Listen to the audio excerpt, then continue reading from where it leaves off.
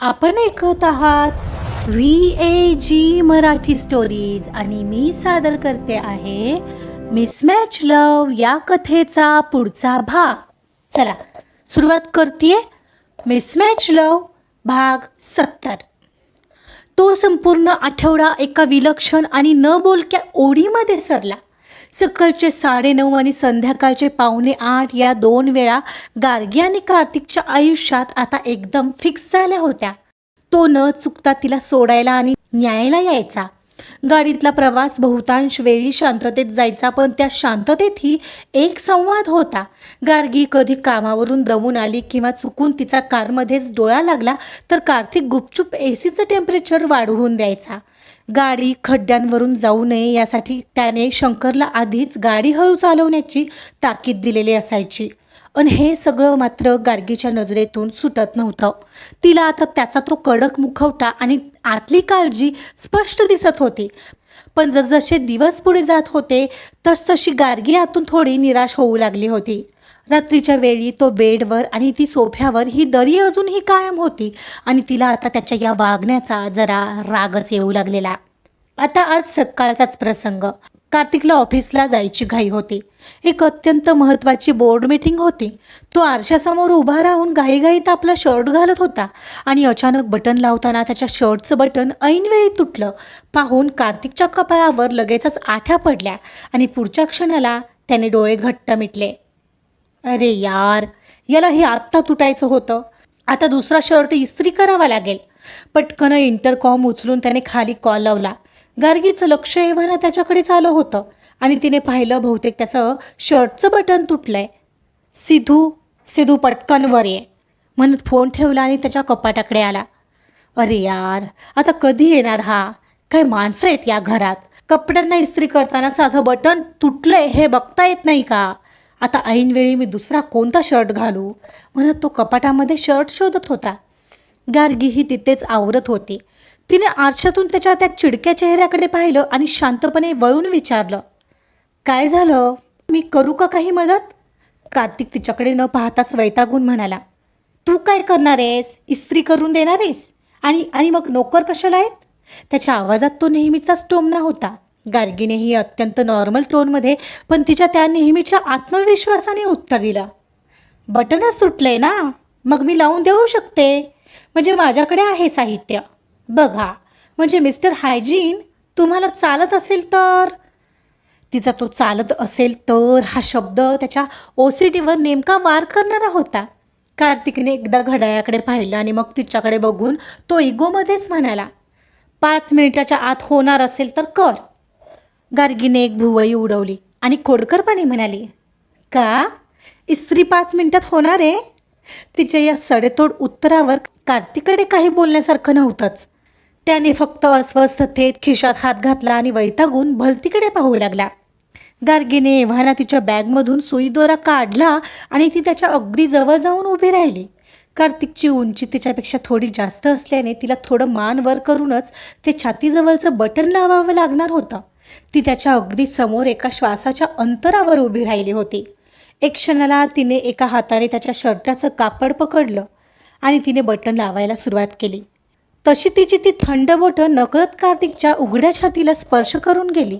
त्या एका हलक्या स्पर्शाने कार्तिकच्या अंगावर अक्षरशः शहारा येऊन गेला. त्याचा श्वास क्षणभर तिथेच अडकला. तो एकदम ताठ उभा राहिला. गार्गीचं पूर्ण लक्ष त्या बटनावर होतं. तिचा तो गोड चेहरा, तिची खाली झुकलेली पापणी आणि तिने आत्ताच लावलेल्या परफ्यूमचा तो मंद सुवास. यावेळी कार्तिकची नजर स्वतःला विसरून अगदी तिच्या चेहऱ्यावर खिळलेली.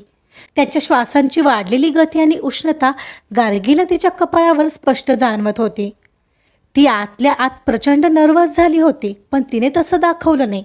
तिची बोटं वेगाने चालत होती, पण हृदय मात्र कार्तिकच्या छातीतल्या धडधडीशी स्पर्धा करत होतं. काय झालं साहेब?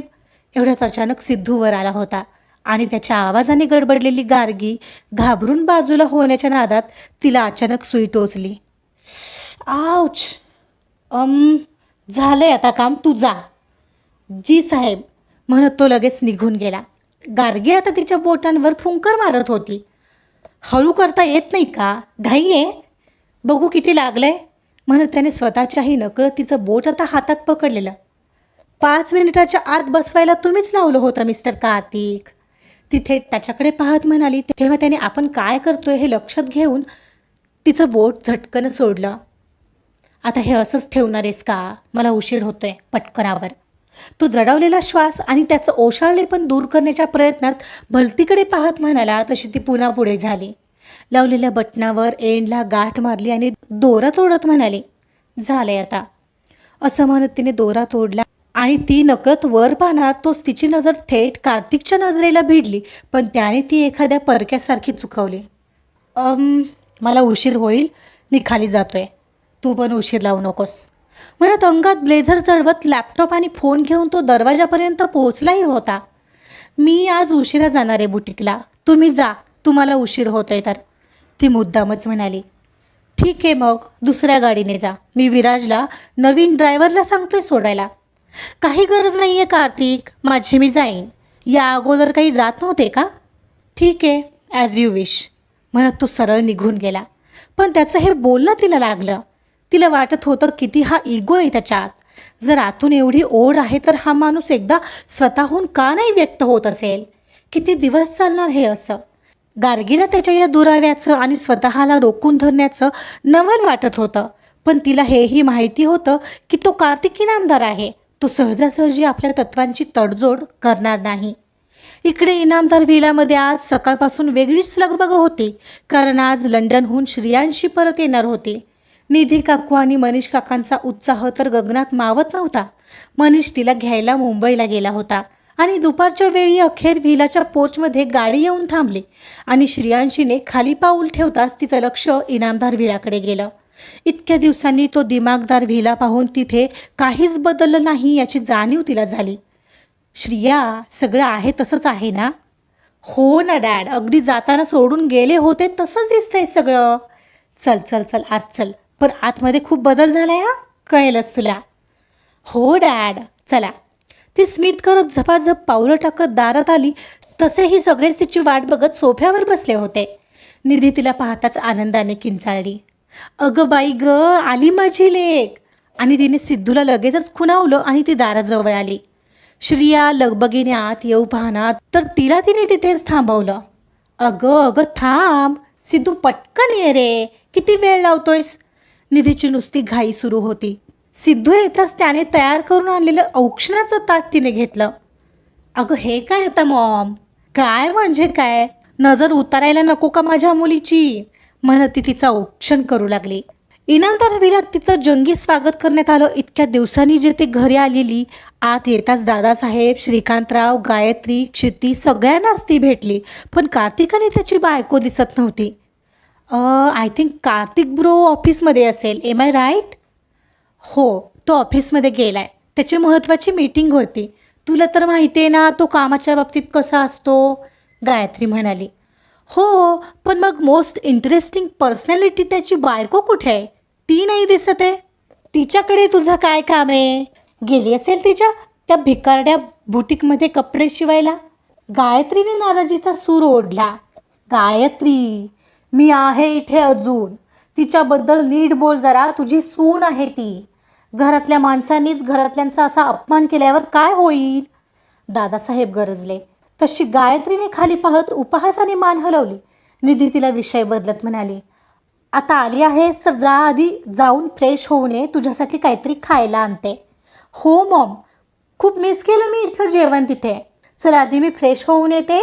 क्षिती, चल ना माझ्यासोबत. तुझ्यासाठी एक गिफ्ट घेऊन आले मी. तसं तर सर्वांसाठीच आणलं आहे, पण देते नंतर. हो चल. काय ग, कसं वाटतं इतक्या दिवसांनी घरी आल्यावर? क्षितीने विचारलं. हो अगदी छान. दोघी बोलत बोलत वरती बेडरूममध्ये गेल्या आणि निधी सिद्धूकडे वळली. सगळ्या घरात आनंदाचं वातावरण होतं. पण त्यातही कार्तिक विरोधात बरंच काही शिजत होतं ज्याची कल्पना कोणीच केली नव्हती. आज रात्री डिनरच्या वेळेला सगळेच जमलेले. कार्तिक आला आणि त्याच्या पाठोपाठ गार्गी. कार्तिक आताही त्याच्या फोनमध्ये गडला होता. हे कार्तिक ब्रो, कसा आहेस? इतक्या दिवसांनी बहीण आली आहे, दिसते की नाही? अरे वा श्रिया, आलीस तू. कसा झाला प्रवास? कार्तिकने अखेर तिच्याकडे पाहत विचारलं. हो मस्तच. काय रे, बायकोशी ओळख करून देणारेस की नाही तुझ्या? तिने बायको असं म्हणताच त्याचं गार्गीकडे लक्ष गेलं. तिने मात्र खाली नजर केली. हो, श्रियांशी ही गार्गी आणि गार्गी ही श्रियांशी, आपल्या मनीष काकांची मुलगी. Hey hi, nice to meet you, Gargi म्हणाली. हाय, सॉरी, हां मी तुमच्या लग्नाला नव्हते, बट आता होईलच ओळख आपली. हो नक्कीच, गार्गीने स्मित केलं. बरं, ओळखी होत राहतील, आता जेवायला सुरुवात करा, दादासाहेब हसत म्हणाले आणि सगळे जेवायला बसले. इकडे कार्तिक आणि गार्गीच्या नजरेचे खेळ अजूनही चालू होते.